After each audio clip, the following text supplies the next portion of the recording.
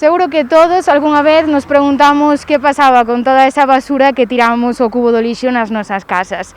Hoxe, dende Badal Televisión, acercámonos ao punto limpo do Carballiño para contarvos de primeira man que pasa con todos eses residuos, tanto os que recolle o camión da basura que nos topamos moitas veces pola calle, ou tamén pois eses residuos máis grandes como neveras ou televisores dos que nos desfacemos.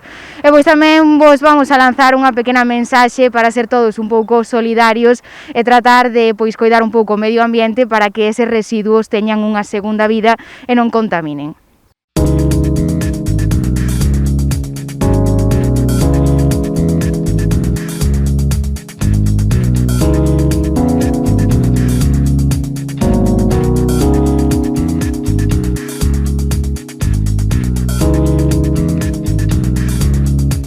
Hola, buenos días. Chamo Mabel, son capataz da área de medio ambiente aquí da zona do Carballiño e imos vos enseñar como funcionamos no que é na planta e no punto limpio.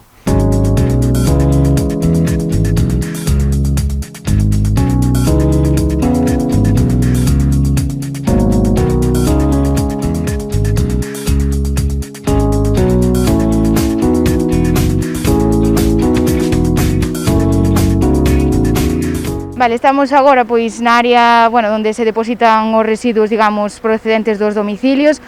Contanos un pouco, como se realiza esa recollida, que puntos, que concellos, que zonas tratades desde esta zona de aquí do Carballiño, pois digamos un pouco que horarios serían, como sería un día a día de recollida. Pois vamos a ver, hai varios horarios, no que é no núcleo, empezanse todos os días, de lunes a sábado, de 5 a hora de terminar, normalmente son sobre as 11, 11 algo. Despois, no que é no rural, hai os turnos da mañán, que é o que recollen o que son os concellos de arredor do Carballiño, que empezan de 7 a 2:30, e o da tarde, que é o rural do Carballiño, que empezan de 2:30 a 10, de lunes a viernes todo.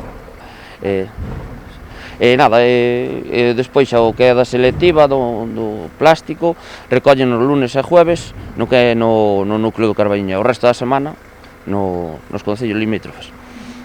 Vale, como sería un pouco ese tratamento deses residuos? Sabemos que, os camións pois fan un percorrido por todos eses contedores que hai pola vila e polo rural e logo chegan aquí, que sería o que se fai aquí, desde que se deposita nesta zona? Pois aquí, desde que se deposita, vacían a orgánica nos contenedores verdes e despois, unha vez que están cheos, pois pasan e levan a Sogama, vai para Sogama. E o contenedor amarillo, pois, o mesmo. En primeiro lugar, contanos un pouco como funciona este sistema de recollida con estes camións, dende que, colledes os contenedores, todo o proceso que se fai dentro. Pois é moi fácil, colles o contenedor, pois acercas ao camión, dáselle o botón de subir, vaciao, volvese que descargue todo, dáselle para baixo e colocas o contenedor no seu sitio. Logo, pois, subes aí sigues outro contenedor e así o proceso seguido. E pois xa, ao estar o camión cheo, vense aquí a planta, vacías, pésase, vacíase e lavas o camión. Imagino que pois no momento no que se vacía o contenedor dentro, o mesmo camión fai un proceso de prensado, non? Sí, prensado. O xa o camión, este camión é novo, xa se prensa ele automáticamente. Nada, hasta que o camión este cheo. Vemos que ás nosas costas hai pois unha gran cantidade de contedores e todos parecen novos. Contanos cal é a súa finalidade de que estén aquí agora mesmo. Pois, trouxemos unha partida ahora grande deles, porque a verdade é que, claro, rompen moito, están moi deteriorados algúns, e, pois para cambiálos, dan outra imagen. Así en liñas xerais, digamos, sen residuos que os poidan deteriorar gravemente, canta vida podería ter un contenedor a nivel de anos, máis ou menos? Pois non sei, pero un contenedor se non lle meten cousas pesadas, que é o que o produce para que o rompa, un contenedor, un par de anos duros ben. Contanos tamén, cal sería ese volumen de residuos de basura que se xera no Carballiño, pois a nivel de kilos, por exemplo, diarios, máis ou menos? Pois o que é no núcleo, que é o que máis genera, pois dependendo do día. Un lunes, neste tempo, pode chegar a 13-14 mil kilos. O martes xa é un poquinho menos. O que máis genera o lunes é os viernes, pero unha media de 11-12 mil kilos na semana, unha media. Bueno, no verao sí, que no verao a verdade é que sube bastante, pode chegar incluso aos 16.000, 17.000 kilos. E, bueno, vemos que pois, os diferentes tipos de residuos van pois, a diferentes empresas para o seu tratamento. Contanos, bueno, cal sería esa problemática en que os residuos non estén ben separados nese proceso? Pois, por poñer un exemplo, que é o da unha madeira, onde collemos a madeira, pois ten que ir a madeira, ten que ir máis ou menos limpia. Se, por exemplo, levar a ferros, bisagras, se vai moi mal, por mandarían o contenedor de volta. Claro, teríamos que mandar como tiña que ir.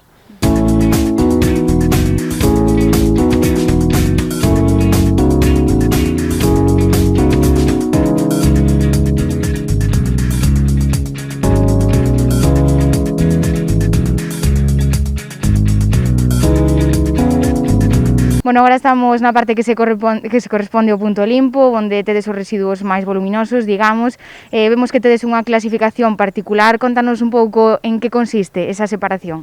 Pois separamos, aquí, como vemos por detrás, o A1 sería o que é neveras, lavadoras, congeladores, o A2, o que serían secadoras, ventiladores, bueno, etcétera. O A3, pois sería o que serían radiocasés, ordenadores, televisións, e iso. E despois aquí están os contenedores, que van o dos voluminosos, que serían os colchóns, o dos metais, o que sería todo o tema de chatarra, e a madeira. E despois temos outros contenedores para o que é o escombro. Son os escombros para domicilio, non para empresas. Eso é o que reciclamos. Despois abaixo temos para aceites, para pilas, para toners. Bueno, pois aquí é onde traemos o que son as pilas, os aceites, e despois está para os envases baleiros, os toners, os fluorescentes, reciclamos todo aquí, todo no seu sitio, e pois cando está cheo ven unha empresa e leva todo. Non sei, hai algún tipo destes produtos que teña algún tratamento especial? Por exemplo, o aceite necesita algunha condición óptima que outro residuo, non?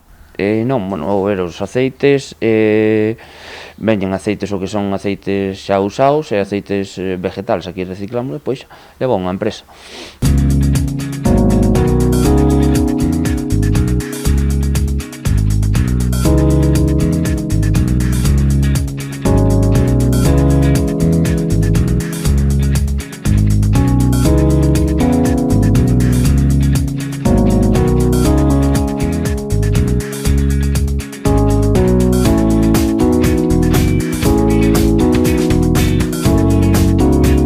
Bueno, contanos un pouco cal sería ese procedimento, por exemplo, se eu pois teño algún destes tipos de residuos na casa e quero desfacerme del, pois como tería que facer?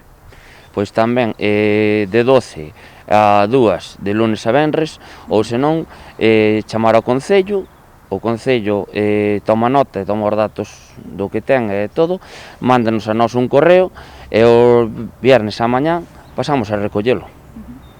Vale, bueno, cal sería, o sea, que sería o que pasa con eses residuos unha vez os recolle o vosso sistema de recollida e chegan e se quedan aquí?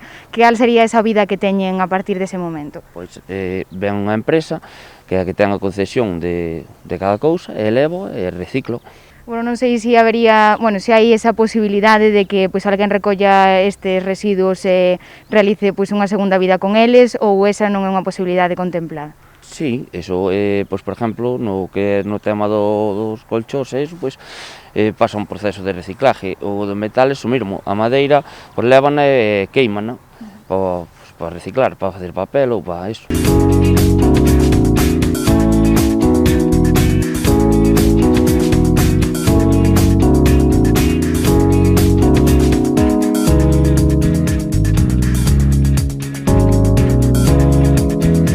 Bueno, nese sentido, vos como notades que se comporta a xente en canto a depositar estes residuos pois nos contedores ou fora deles en espazos públicos, por exemplo? A verdade é que, bueno, habería que ter algo máis de civismo, porque, bueno, mesmo cando se fan as recollidas de voluminosos aos venres, pois, á tarde, están outra vez a pé dos contenedores, xente que non chama, que non fai o proceso como é debido.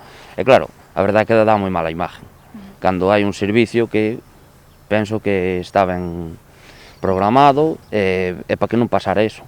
Pero bueno, a verdad que a xentiña pois teria que coller algo máis de civismo.